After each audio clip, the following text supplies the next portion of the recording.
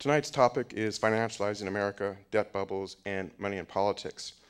Financialization, I've been told, is kind of an opaque topic, which is interesting. Kevin Phillips, who had been a Nixon advisor, had pointed out in his books, and he was quite concerned, that as the economy financialized, a lot of bad things were going to happen, but that no one knew about it. He pointed out it's not being discussed on 60 Minutes, it's not in the newspapers, and in fact, the title, as opaque as it is exactly the problem. This is a problem probably as big, in my opinion, as greenhouse gases and things like that, and it's just not. People really don't know much about it.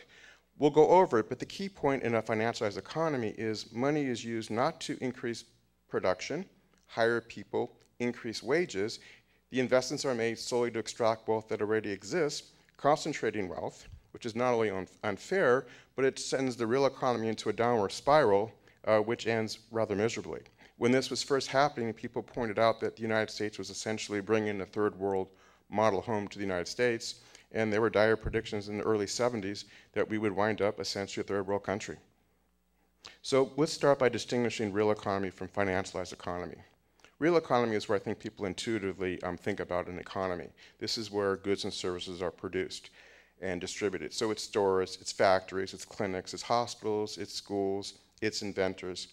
When you're at a party and someone asks what you do and you give your occupation, you're talking about your role in the real economy. And in this sense, finance, not that it's exactly this, but finance is supposed to be pooling people's savings and then investing them to create new structures. That then will then hire people, give them a livelihood, and produce goods and services. So we need to distinguish between productive and non-productive debt, which is a huge point of the talk. So productive debt is, I loan you money, you take the money and build a structure, say a factory. And then if you're successful, you sell your product and realize earnings, which are sufficient to keep you and your family and your workforce doing well, and there's excess money to pay back the debt plus interest. That's a productive debt. Non-productive debt is one in which the earnings are not adequate to meet those requirements and the business is going to fail. Now that puts some limits on what a bank can do. The more money a bank loans and receive interest payment, the more money they can make, but they really have to make productive loans for that to be successful. Now, if they make 3 productive loans, they might even do better with 10 loans, one of which is non-productive and 9 that are productive, but there's some market limits to how many loans that can be created because there's only so many economic structures you can build in an economy before it saturates. Now, let's say the economy has saturated or is maturing quite significantly. Say, take 1970. Not at random, where in fact the country is starting to have a mature economy and there's a lot less opportunity for growth than there was in 1950. That means the opportunities to make productive debts within the United States are starting to decrease. Now, one possible, and there are alternatives, but one possibility is for finance to change the rules and actually live predominantly by making non-productive loans. So you look around at all the wealth that was created from 1950 and 1970. We're talking people's savings, their homes, corporations, Social Security, money in healthcare, etc., and start making loans against that, not to create any wealth or to create any productivity, but simply to drain the wealth that was already in place to the financial sector, increasing concentrations of wealth, and actually sending the real economy into a downward spiral, sort of like a plague of locusts going through the economy. Now, you may ask what kind of a political economy would be like that, which is a pretty good question, and that's basically what a financialized economy is. So, since we became financialized, the vast majority of loans are no longer going to produce, to build factories, which would in turn hire people, give them a livelihood, etc. A lot of the loans are going to financial interest in real estate to bid up the value of assets that already exist, real estate, houses, and stocks. That increases their value, but it also increases the debt attributed to them, which diverts an interest payment back to the banks, which haven't really created any wealth. They've just created fictitious wealth. And those interest payments are coming out of the real economy. That's money that could have gone to consumption and will have actually lead to decreased living standards. I'm getting a little ahead, but eventually these non-productive debts load down the real economy with implications we're going to be going through. Now, early in the process, corporations were being raided, and the idea was, they were being bought up on debt and then broken down. If you didn't want to be taken over by debt, one thing you need to do is increase your own debt burden to make yourself unattractive to the rater. And you also had to buy back your stock to raise the price up, so it was also not attractive to a rater. But that added extra debt to the corporation that served no useful purpose, and it had to be paid often by directing funds that would have gone for research and development to meet these payment obligations. And then when the debt burden got too high and the company got in trouble, it would go through limited bankruptcy, forcing decreased compensation for the workforce and often raiding the workers' pensions. Not just in and of itself, but again, it's pulling more money out of the real economy. The less you have to spend, the less you can consume. That means another job gets lost. That means another customer is lost, and it puts a downward traction on the economy. You could actually get a better return on investment by putting into speculation and other financialization, so money that might have gone for investment in the real economy gets diverted into the financialized economy, and there's pressure on the real economy to realize returns that match what's going on in the speculative economy. And one way to increase your profits is to push wages down, harmful to people, and it sets the economy also into a negative spiral.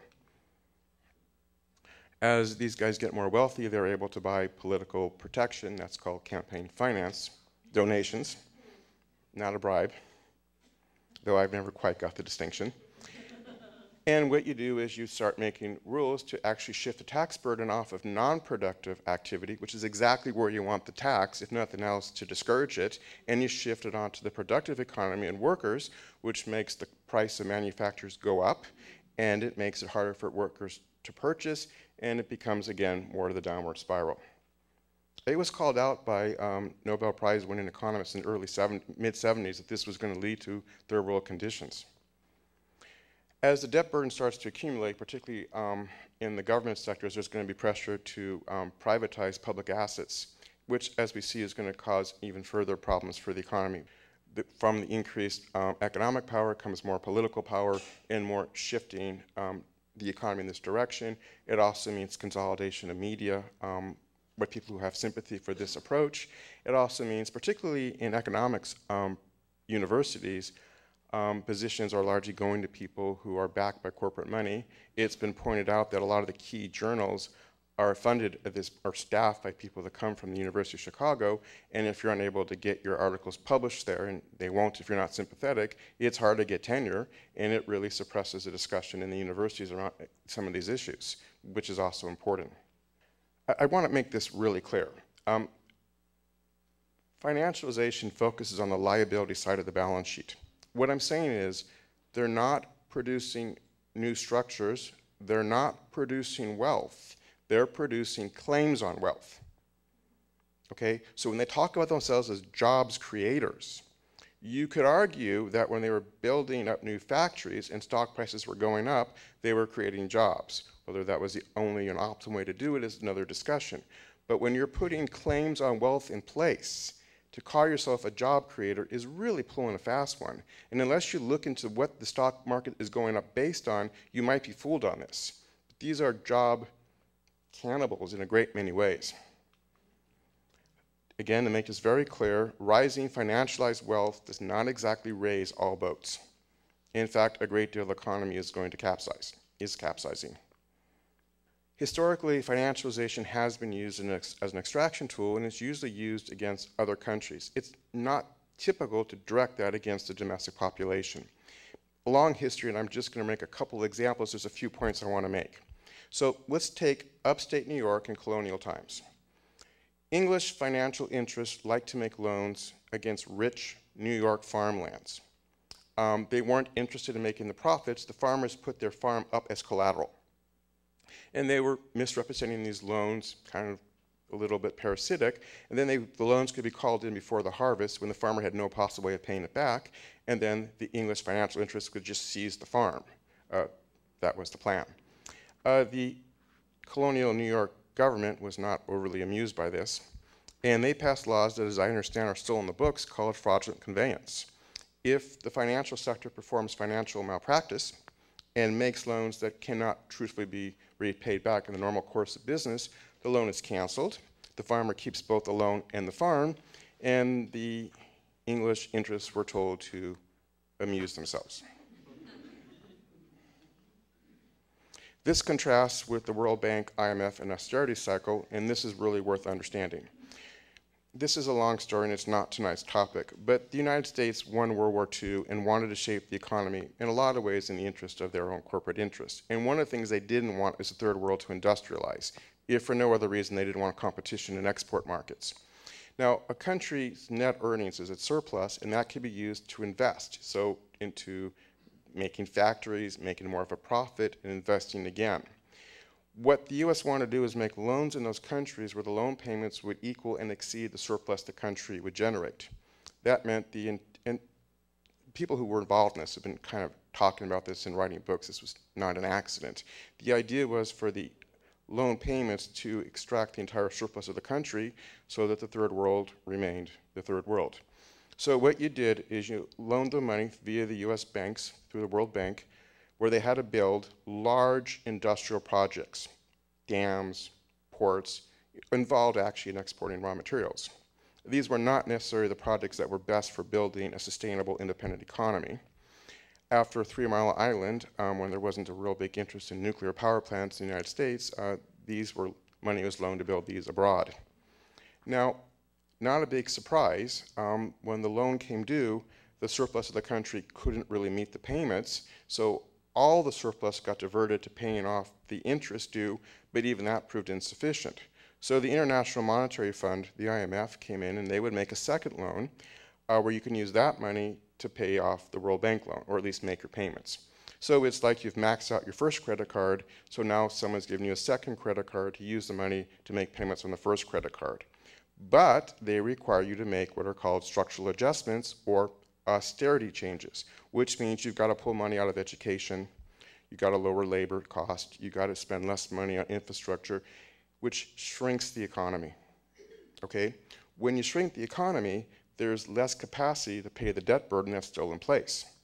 So what you do again is you get another loan with another austerity requirement, causing you to shrink the economy again, making the loan carrier even harder than before, until eventually the economy crashes, and you can then come in and buy up what's left at fire sale prices. It was commonly done. This was actually called by one of the participants the oyster model. The idea is you use debt to crack open the oyster, extract the nutrients, and then leave the population in trouble in an empty shell. Notice there's no cycle here. It's not like a business cycle. The austerity cycle is a downward cycle, and the only thing that matters is the political response. So in upstate New York, the political response was not having it. Now, I'm not saying in, say, Latin America, people didn't know this and weren't interested in stopping it. The problem is if they weren't, well, most of the loans were taken on by people like Pinochet, Duvalier, Somoza, the Brazilian general Stroessner, who somehow came to power through outside military force. Anybody who did not want to take on the loans in the first place or announced they couldn't pay them, the country seemed to get shot up, though the explanation given in the corporate press may have been a little different. As I said, they don't typically apply those kind of models against the domestic population, so why is it happening now? How did we get here? I'm kind of compressing a lot of history here, but I'm going now to the 1920s. This particular slide is showing income, but wealth would have been about the same. And what you're seeing is, in this case, the 1% of the population was doing pretty well. The remaining 90% maybe not as well. Now, this actually poses a problem for the 1%. It's called overcapacity. Who's going to buy their products? There isn't purchasing power. That's, by the way, a huge problem today. So what happens is, normally you sell something, make a profit, maybe buy another factory, your stock price goes up, reflecting the increased capital acquisition. You sell more of that, you make a profit, and the game goes on. But when no one can buy anything, and you need to have growing stocks and growing returns, you can't really do it. So you start investing in financialized activities, paper assets based on factories, until the paper assets are bidded up to a level that's completely out of proportion to the actual assets it's based on. And no big surprise, that's called a bubble. And in the late 1920s, the bubble burst with well-known consequences. It's worth remembering corporate capitalism had been around late 1800s to this Great Depression. And it had been a period of concentrating wealth, a lot of instability. This was a particularly bad example, and people had had it. And there was serious talk about moving in a different direction. And I'm not talking the Soviet Union, I'm talking democratic principles to be put to place in the economy. And they knew it. this big thing about corporate propaganda that really began in the 1950s, and they knew it. There's a handout on talks. There's a super important talk called Prospects for Democracy by Chomsky, which details this history of this propaganda, and it's really important talk. You can get it for like $6.50 off of iTunes, and I would really recommend people listen to it. So after the Depression comes the sort of the golden age of American capitalism, 1950 to 1970. Part of it is people were kind of getting a little bit concerned and wanted to go more of a democratic route, so it's important to kind of calm them down, and one way to do that was have a better distribution of the economic pie, but leaving political power in the hands of few people. Now, the reason they were able to do this was for a couple of reasons, and this is unique to this period. We haven't seen it since, and we wouldn't want to see it again given how it came to happen. So number one, the United States exited World War II with an intact infrastructure industrial capacity, while its chief rivals were destroyed. That meant we can export without competition throughout the world, and that's extremely important. The world was basically wiped out, we were intact, we can export on our own terms, and it was quite successful, so you could afford to pay people well. Meanwhile, people coming out of the Great Depression and World War II in the United States didn't have a lot of material goods, and they weren't in debt.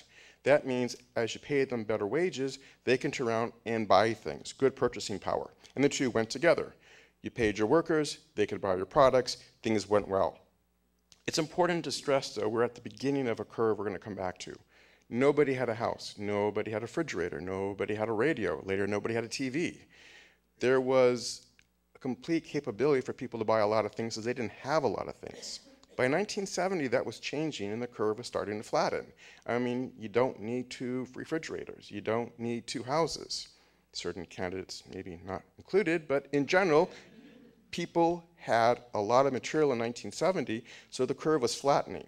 So it worked very well on the upward part of the curve, particularly since the rest of the world was in the same place.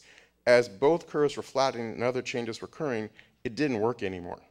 And that's important, and there was a lot of discussion in the Nixon White House about what to do about that, and a lot of very important behind closed doors decisions were made, ignoring a lot of other options that no one ever got to know or participate in the decision-making process. There's a lesson there about democracy. The US had a mixed economy. I know mixed can mean different things to different people. I'm stressing here that the US had a large Pentagon system which was heavily financed by American taxpayers, where a lot of projects can be classified and no one knew about, and very deliberately a lot of important technology was developed here, partly for weapon systems and partly for the spin-off. And these include things around automation and a lot of the key structures that are going to play a big role in globalization. Now, to use the 1%, 99% terminology, this is important. The funding to develop this technology came almost exclusively from the 99%. The managers, the scientists, the workers who developed it came from the 99%. When it was developed, it was privatized for political connections only to the 1%, who I guess felt they created it, and they owned this technology and would keep all the money that came from it. That turns out to have devastating consequences and sets in motion where we are today. I should also mention, and this is actually free market thinking, public utilities in the United States were actually strong. And I'm talking water, roads, electricity, and education. The idea was those aspects of the economy that are not essential for production should be high quality and low cost. The idea is very simple. You don't want profiteering here. People who work here can have secure, well-paying jobs, but they're not to be profiteering. The idea is the cheaper the infrastructure, the better quality of the infrastructure, the better quality of the manufacturing, which makes use of the infrastructure, and the less expensive the infrastructure, the lower cost the industrial output, and the more competitive we are in world markets. If we skip ahead where we're trying to privatize and drive up the cost of public utilities, there's a different outcome. Now, there was talk about making healthcare a public utility for the same reasons. It's, of course, didn't happen. You'll remember in the Clinton years, Detroit was arguing that they could make cars cheaper in Canada because of the more efficient and maybe more successful healthcare model. And there was some talk maybe it would be a good thing in the United States, at least for some corporations. Once some corporations are interested, it becomes an issue. There was also discussion, and this is unfortunate, it didn't happen, about making finance a public utility, which again means people who can work there can do good work, be well paid, be very secure, but the overall extra profitability of it would belong to the general population. It didn't happen, they were regulated, but would wiggle out in the 1970s. 1970s brings change. So first of all, Europe and Asia rebuilt. So those easy exports are over. Second of all, they're now importing quite competitively into the United States. You know, their governments helped develop their industries, very much targeting US industry, and they were more competitive. Everybody knows about Honda and Toyota, but this was essentially everything, and it was a big problem for the United States. Not only are they losing export markets, but they're now under competition in their own import markets. Meanwhile, at the same time, the American market starts to flatten. Like I said, everybody has a refrigerator, everybody has, you know, whatever, so sales are slowing down there, and that puts a lot of problem on the American market. A number of alternatives were discussed. One of the things that was pointed out, though, is stock market went up in proportion to building new factories and new capital infrastructure. Well, this was now over, and there was discussion, we need to sort of redo this to reflect the realities of 1970. Again, very small discussion, and what they decided is no.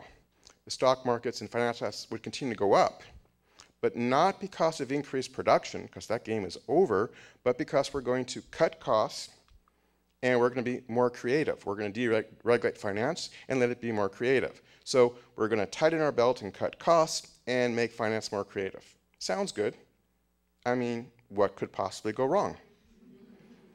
Well, cutting costs means aggressively going after labor. And again, there were alternatives on the table, and when you go after labor, you decrease buying power, and the economy goes into a cycle. China and things like that come online much later, and they're entirely secondary to this decision. That's not what drove it at all. This is actually important. There was an important article by Samuel Huntington titled The Crisis of Democracy, and they pointed out there was a crisis of democracy in the United States, namely there was too much democracy. The point was people were living pretty secure lives, and because they were secure, people were now pressing for their demands. The civil rights movement, the women's rights movement, the environmental movement, and people were also thinking that important economic decisions need to be democratized. There was a famous poll where 7 out of 10 Americans stated they believed major investment decisions should be under democratic control. Well, this didn't go big with what we now call the 1%, and for them, this was the crisis of democracy.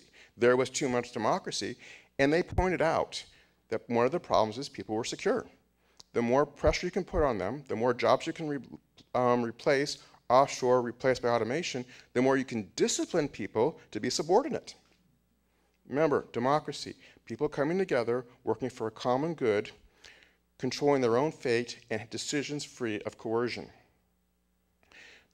Automation was a big source of job loss, and I want to call this out. I'm rounding a bit to make a point. Let's say we had a full economy, full employment, you work 40 hours a week, and I invent some invention that will replace half of the labor. If that is owned by the general population, we maintain a full employment economy, and you work 20 hours a week. I may be well paid for that, I may be a hero for that, but everyone benefits. And in fact, remember, it was the 99% who developed the technology. David Noble had actually published using internal documents on this and pointed out that it was known, pointed out by people developing it, that automation could be set up to disempower management and put more control in the hands of workers, which was economically more effective. Or it could disempower workers and put more power in the hands of managers.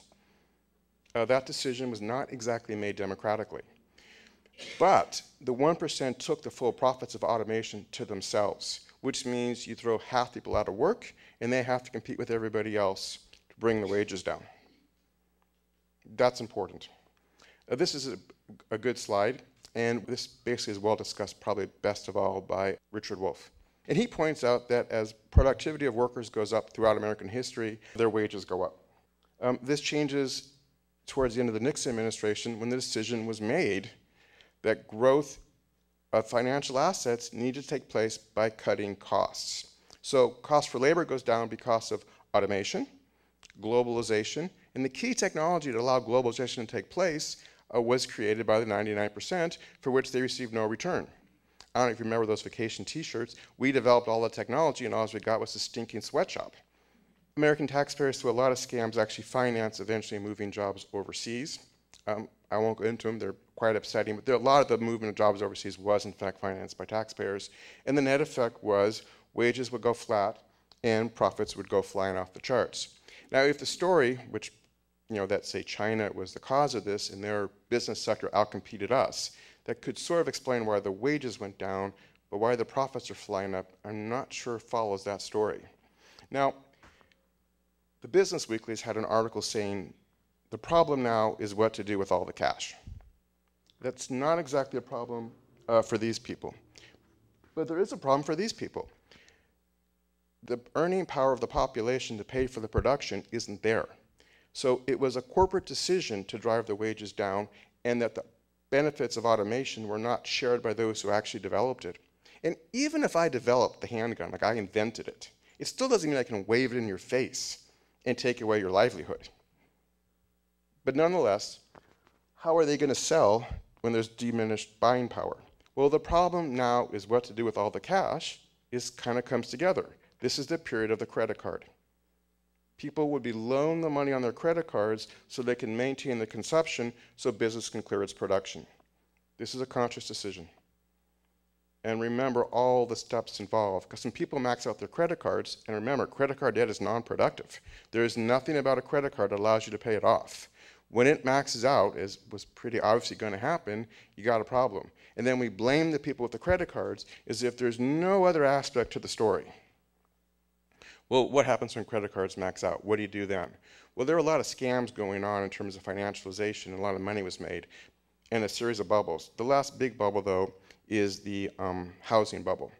Michael Hudson points out that in the United States, 2/3 of state and local taxes in the 1930s came from property tax. Some of that, of course, going to fund education. When you start lowering property taxes, that means you can now afford a more expensive house. So what wound up happening, as he pointed out, is what the tax collector forfeits, the banker appropriates, and then later other taxes would take their place on income and sales tax. But as housing prices start to go up, it starts to create the bubble. Now, what really drives the bubble is something even worse. As everybody knows, you can qualify for a loan for a house that nobody thought you could really pay. I mean, this can't be a secret anymore. The reason the banks did it is they weren't going to keep the loans. They were immediately going to sell them off in secondary markets. Through a lot of scams, they were putting these things in securities that were rated AAA, when they probably should have been rated triple V, V for vomit. And they were sold to pensions. School districts bought into these. They were sold overseas. So since you weren't going to hang on to this, your fees were in proportion to the cost of the house. So the more you could charge, the more you can start passing on elsewhere. So houses went flying up. That put people in a tough spot. I mean, either you couldn't get into a house, or you had to get into a house that really, the price was not justified by the economy. But since there was a sense of bubble, the house would keep going up and up, people did it. What's this have to do with credit cards, you're probably wondering? Well, very consciously, people were told to take the equity out of their house and spend it. The banks spent a lot of money convincing people to do this. Why? Wages were flat, production was up, credit cards were flat, so the idea was to turn your house into an ATM machine, only really a credit card. And this housing price couldn't go up forever, and eventually the bubble would burst, and there would be a lot of consequences. First of all, what was keeping the economy going was, one, there was jobs in building all these houses. That wasn't going to last. And the purchasing power to keep the economy afloat was based on people taking equity out of their house on the belief the value of the house would go up indefinitely. Well, okay. I want to call this out. This is pretty upsetting. Alan Greenspan, testifying before the Congress, pointed out that loading people down with debt was a good thing. He argued it would make workers more subservient. They couldn't go on strike because they missed a payment or two, their house could be foreclosed, or their credit card could tick in with a bunch of fines, and they would be sort of stuck, so you can push their wages down, and there wasn't much they can do about it. I want to remind you, democracy. People get together, decide their fate, free of coercion. If you called it out that, Wall Street was doing this to people, people would probably think you're a crazy radical. And before the fall of the Berlin Wall, we know what kind of terms they would use for you. Well, let's go back. Here's a good quote, and it was based on similar stuff in their time. I'll just cut to the bottom of it. The mass of mankind has not been born with saddles on their backs, nor a favored few booted and spurred and ready to ride them. I guess we had kind of crazy radicals earlier than I realized. Before talking about the housing crash and the bailout, let me just remind people that the money that had gone for public education, I paid $200 a quarter to go to a good university when I was a kid. That money got siphoned off, it got financialized. And that's good. that means that the privatization will go up and the banks can make loans to the students. So that's a good thing. And these are non-productive debts. They were told that there'd be jobs for them later that would earn enough to make this an affordable debt. For reasons we're going to discuss, that wasn't true, and it was known not to be true. Unlike Wall Street, which got to $13 trillion bailout, these loans can't be discharged in bankruptcy. Now, people point out these kids are so in debt they can't buy a house, they can't buy things, so it's not good for us. Well, that's true, but it's really not good for these kids who have been forced in some pretty drastic measures to try and survive. Won't go into them in this setting, but not good. And that debt is now exceeded $1 trillion. And again, this can't be deferred through bankruptcy. When the housing bubble bursts, three things are noteworthy. One, housing construction ends and a big source of employment is gone. Purchasing power is now gone because it was based on house equity. Credit cards were maxed. That means that's going to be a problem. Meanwhile, Wall Street made a lot of bets and cross bets on this for trillions of dollars that blew up. And some of them couldn't get rid of some of their bad housing loans in time, so they were stuck with all these loans on their books. Let's do them one at a time. So the first thing that happens when the housing bubble breaks is debt deflation. And that's where we are now. People wake up and suddenly realize, you know what? I can't afford that house payment, which of course is their fault for having bought. There's no other story here. And my credit cards are kind of too high, and my student loans are kind of high. I need to stop spending money. I'd like to pay off my debt, but really I could just have money to make an interest payment. I can't get to principal. Well, what happens? A lot of jobs are lost because the consumption that people were spending on is gone. You know, they're not going to go to the restaurant. They're not going to go on a vacation. They're not going to go see their doctor. They're not going to do a lot of things. So jobs get lost, and if you keep your job, you also lose your customer. And then what people say is, wow, we've just lost we've lost some income, and we haven't even touched the debts. They look even worse now than before. We better cut our bells a little harder. If this sounds anything like the austerity cycle we discussed earlier, that's not entirely a coincidence, and it gets a lot worse. Meanwhile, the bailout is, some of that money was put on the government books. They had to borrow money from Wall Street to do it. We'll come there. So now a lot of money has to go to interest on that, so there's less government money to help out people, which is bad in itself, and it takes out more purchasing power from the economy. It's the cycle.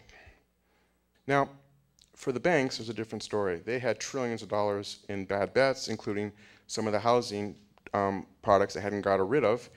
So we were told by the current administration that we needed to kind of save the economy and all pull together. You know, like there's going to be a one-size-fits-all solution, which pretty much should have told you how much trouble we were in at the time.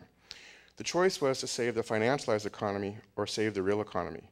You know, in the 1920s, the financialized economy blew up, which got rid of that debt pollution from the economy and was one of the things helpful in eventually rebuilding the economy.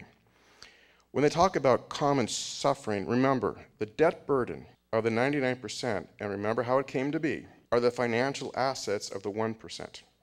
The 1% is living very large, and one of the big distinguishing things is the money they're getting off of the debts that we hold. So when they say we all need to pull together for a common solution, there's no way this is the Brady Bunch. Now, there are different policy options. One policy option is to let the financialized debts blow up. A lot of people thought that would be appropriate, and that would actually help move us back to a real economy. Wall Street had a lot of power and could threaten in a lot of ways, and that didn't happen. So it was pointed out that if we're going to bail them out, at least they should write down the housing debts, the student loan debts, and the credit card debts. And we should break them up and re-regulate them.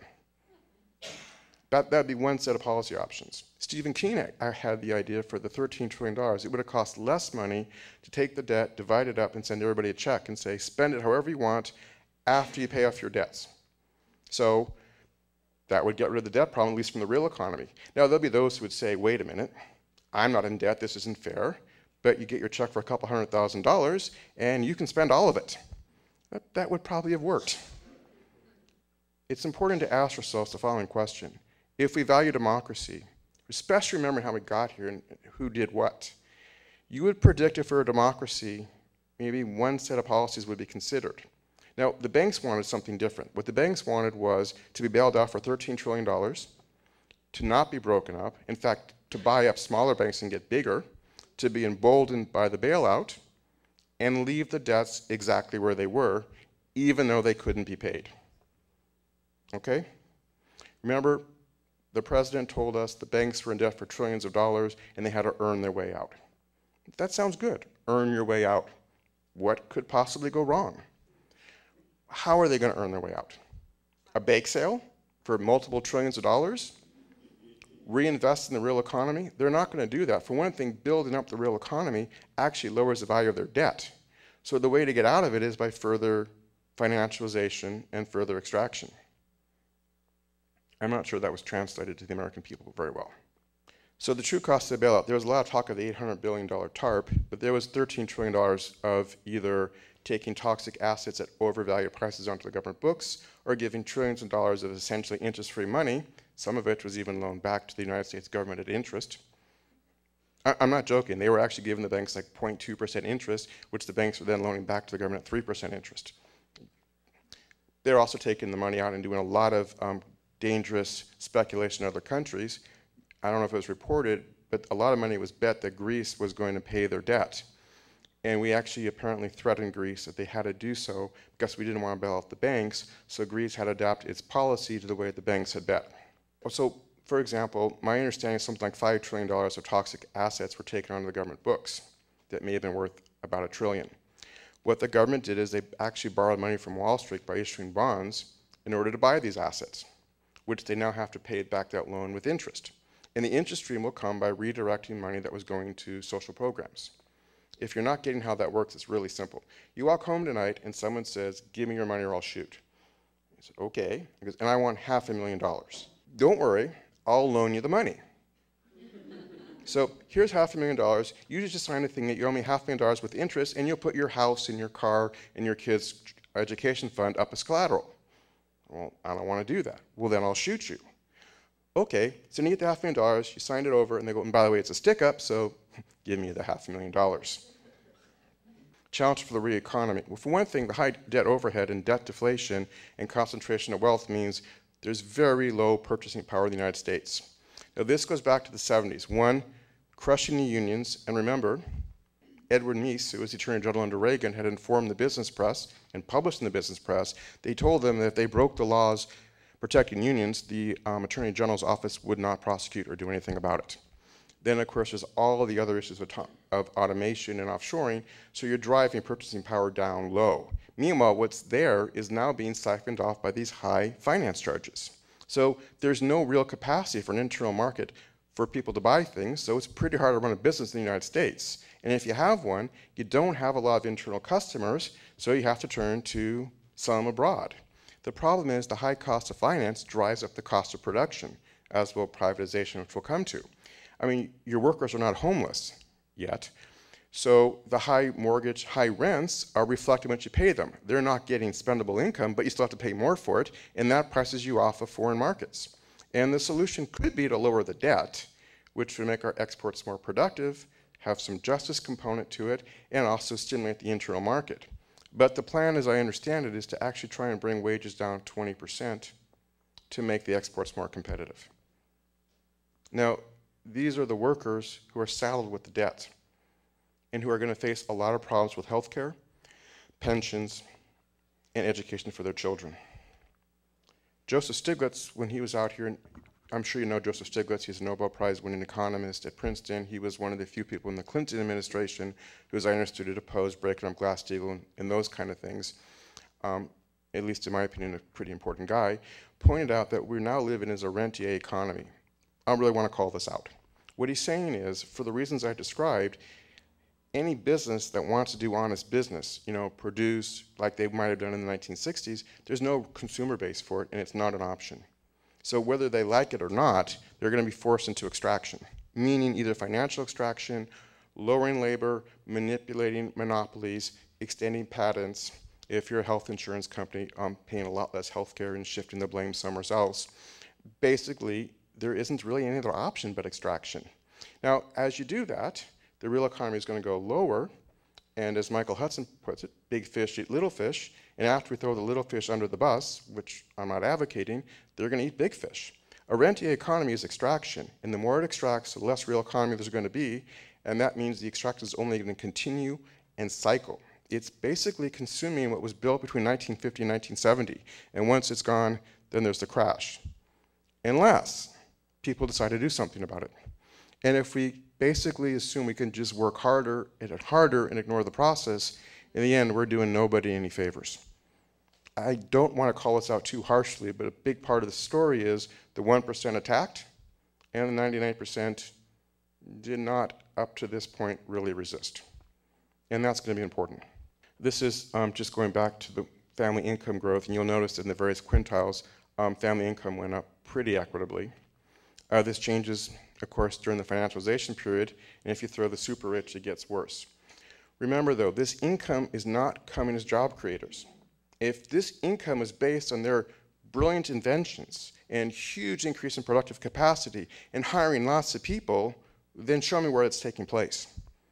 You'll read in the paper the economy is good, the stock market is flying up, which it is. But if it's based on real economy, the kind of thing you can be proud of, again, show me the sectors where that's going on. What you're seeing is increased extraction, and it is going to be a downward spiral until people wake up and decide to do something. View of the 1%, maintain debt obligations. There's talk of lowering government spending because some of the trillions of dollars are getting basically interest-free, which, as Sheila Bair pointed out, they may or may not repay, is being involved in pretty risky investments abroad. Not investments, speculation. I think the lesson they learned is they're going to get bailed out. So part of the plan is to pull money aside to prepare for future bailouts, which are clearly going to happen. I mentioned decrease the cost of U.S. exports by decreasing labor costs. The next step is privatization. The states didn't cause the problem, but when the economy goes bad, they lose state taxes and there's more claims for relief. That strains their budgets and services can only be cut so far. There's the issue of monetary policy, which actually in many ways offers a great opportunity, I think, to move out of this, but I think for time reasons I'll put it off. Pressure bills to sell off community property, schools, roads, and water. There was some talk of revenue sharing where the federal government would give money to the states to kind of hold this off. It was in the original Obama budget. It was opposed hard by Wall Street, the Republicans, and the corporatist Democrats, which are still the majority, and it was withdrawn. There was talk of putting it back in before the election, and again, the same set of pressure, and it backed off. Wall Street made it very clear that they did not want revenue sharing with the states. I guess when you get a $13 trillion bailout, you can be kind of pious about free markets. Well, when you privatize, what happens? Let's say I decide I'm going to take over the Seattle water supply.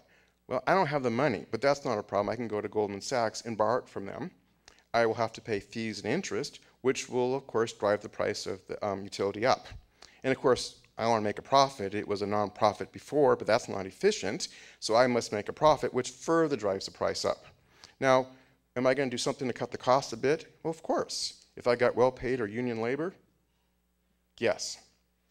That means, again, wages and health benefits are going to be pushed down as they have since 1970.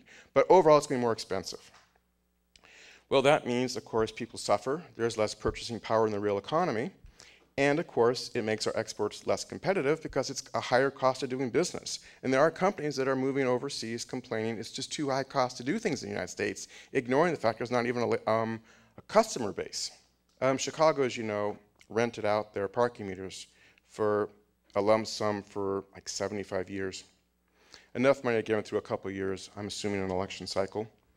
And what happens is, one, parking is more expensive, which is downward pressure on their economy and probably less taxes, but in a couple of years with that money spent, they don't have the income stream coming in from those parking meters. Their debt problem hasn't exactly gone away, so the assumption is they'll just have to privatize something else and more labor will be pushed down, and I guess the assumption is the process will continue. James Tobin, who won the Nobel Prize in economics, pointed out that we would be headed into basically a third world model if this wasn't adjusted in the 70s. Another thing being privatized these days, sort of metaphysically speaking, is the legal system. So Chapter 11 NAFTA, not much discussed, had a clause, well, Chapter 11 NAFTA is about this, that if a government makes a decision that interferes with the corporate's right to make a profit, the corporation must be reimbursed indefinitely. So pick an example. In Canada, I forgot the chemical M. If you don't know it, that's fine. could be added to the fuel to increase the octane level. No clue what an octane even is, but apparently it's good when they go up. The chemical was neurotoxic, and the government said no.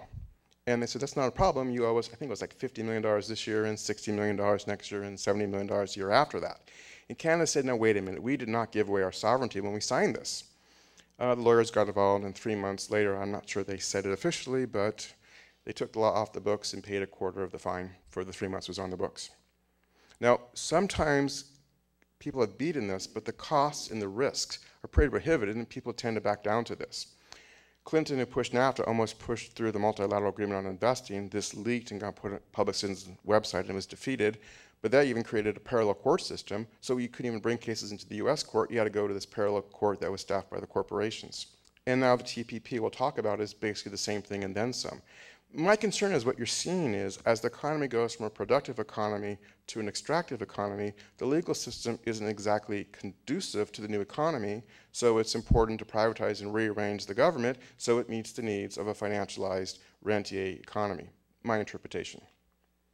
So T.P.P. restricts regulation of finance and blocks capital controls, a good thing for Wall Street, but if you want to get back to real economy, and remember, any progressive political system you think about is not going to grow out of an extractive, financialized economy. It undermines labor and environmental law, so if you're located in another country and that's your headquarters, if you move to the United States, say Washington, you're bound by the environmental and labor laws of the country you're registered in. So you can pass your laws, but attacks media freedom, internet access, extends patents, again, straight rentier. This can be a big problem for getting inexpensive HIV medicines in countries that are going to be in a world of trouble. And it's undemocratic by intention. In fact, each of these chapters is written by the corporation that's supposed to be, that's going to be affected by it. This is their own internal wish list. It's kind of like an international ALEC, if you know what I'm talking about. Downward spiral worsens. So pensions, some of the public pensions are going to be invested. And instead of taking all the money invested, you have a model that says it's going to grow 10% a year, so everything's going to be fine. So you don't need to put all of it in there. You can use the rest for more important things, like tax cuts for the wealthy. And then when the model doesn't work as advertised because the real economy isn't somehow growing at this level, Wall Street comes along and very nicely says, well, you can invest in some high-risk derivative with us, and you'll get your money back that way. Again, I can't see what can go wrong there. As there's more pressure to privatize education, that also means not only attacking teachers' unions, it means more corporate control not only of the education content, but the socialization of the students. And you're going to want students who are going to grow up to be pretty docile people who will function happily in an austerity society. I mentioned the environment. There's a lot of major ecological crises coming at it, and it's worth asking whether a financialized rentier political economy is the economy of choice to deal with them. This is hard to say, but I think we need to understand, I've given you a very brief survey of this material. The embedded institutions are now incapable of responding to this. So media, corporate media, has no way to tell the story without exposing the fact they've been very complicit for the entire last 40 years. You can't tell the story without making it very apparent how much they have never told people about this entire period. Now, people within the media have broken free and told their stories, but the actual institutions themselves, they don't behave that way. That's true of both political parties. They are both pretty heavily caught up in this. And it's also worth mentioning that as the economy moves more and more to rentier, suppose I want to run for president. I need a coalition. Labor's pretty beaten up right now, and there's no real popular movement in place at this time, so I need business coalitions. And as even the more enlightened business is forced to move to a more rentier extractive model, who is my coalition going to be? And that's a point to think about. Now, a friend of mine, and she kind of hurt my feelings, I'll confess that, actually told me that my talk is a bit of a downer. And she said it's important to give people hope. And I realized that I can't do that. Not that it's hopeless. It's scary. But hope comes when we agree to do something about this constructively. The more people that are willing to dedicate themselves to understanding this, helping other people understanding this, and doing something about it, there's hope. If people say, as often seems to be the case, this is rotten, what can I do? There isn't going to be a lot of hope. Now, part of that's on me. I tend to end a little bit too harsh, and I'm going to do better tonight. At least by my standards. I think hope comes in this quote, believe it or not. I kind of like this quote. Matt Taibbi really explains things well, and his language is usually kind of earthy, so you have to be very selective to quote him in a church. And I do apologize to my son, who really always asks me to delete this slide because he finds the reference to vampire squids rather offensive. But he points out the first thing you need to know is Goldman Sachs is that it's everywhere. The world's most powerful investment bank is a great vampire squid wrapped around the face of humanity, relentlessly jamming its blood funnel into anything that smells like money. This actually got enough coverage that Lloyd Blankfein, the CEO of Goldman Sachs, issued a statement saying, no, we're nothing like a vampire squid. But here's the point. All of us, whether we're homeless, facing foreclosure, being pushed too hard, being rushed through doctor's offices, being crammed into a school, we're all wrestling with a tentacle that comes from the same vampire, squid. And the day that we recognize that and act on it, something very different can happen. So in Wisconsin, one of the school districts had invested heavily in these credit default swaps, and it blew up and they were out of money. Well, what do? Well, everyone knows the answer. You stuff more kids in the class, you cut teachers' pensions, that type of thing. And what did they say? They said, no. This is a political problem. It requires a political solution. You bailed out Wall Street. We want a bailout. We're going to go public. We're going to organize. And we're going to go to court because there's some illegality in the way you did this. But we're going to fight.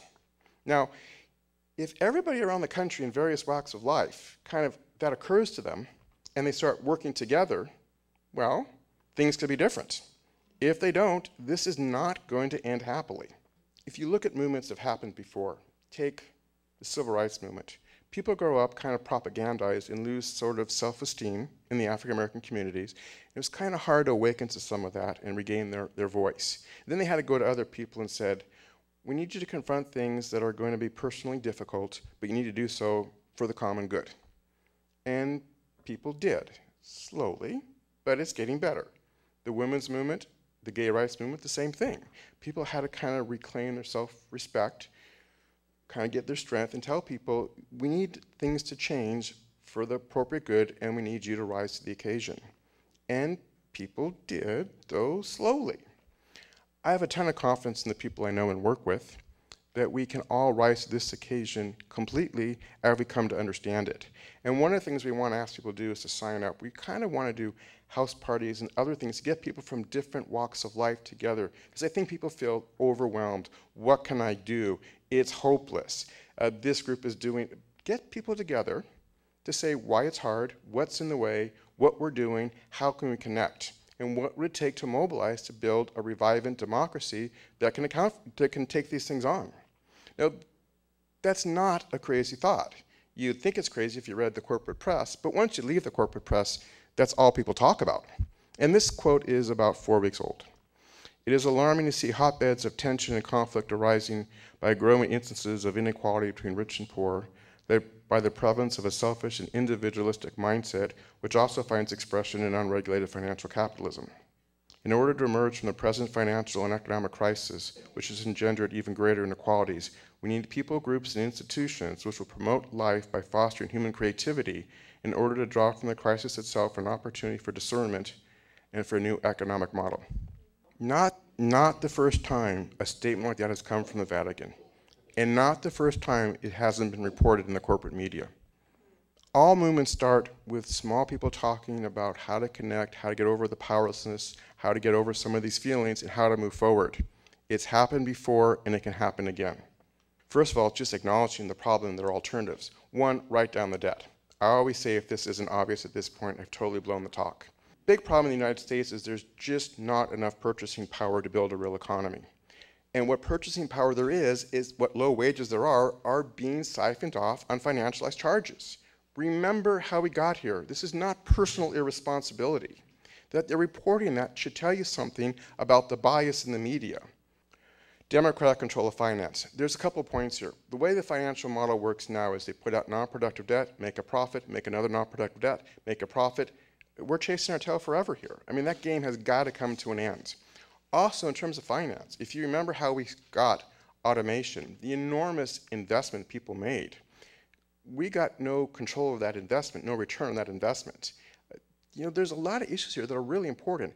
Even if we can get back to a real economy and move back to full employment, we're going to hit the same problem in 1970. namely a flattening out thing, and we can't sustain growth, which isn't ecologically sound anyway.